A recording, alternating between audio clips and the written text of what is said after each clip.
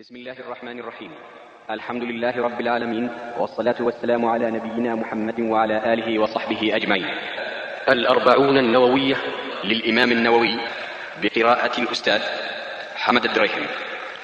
وأسرة أحد وهي تضع بين يديك هذا الإصدار لترجو من العلي القدير أن يكون عونا لك في طلب العلم النافع. بسم الله الرحمن الرحيم. الحديث الأول عن أمير المؤمنين أبي حفص عمر بن الخطاب رضي الله عنه قال: سمعت رسول الله صلى الله عليه وسلم يقول: إنما الأعمال بالنيات، وإنما لكل امرئ ما نوى، فمن كانت هجرته إلى الله ورسوله فهجرته إلى الله ورسوله، ومن كانت هجرته لدنيا يصيبها أو امرأة ينكحها فهجرته إلى ما هاجر إليه. رواه البخاري ومسلم.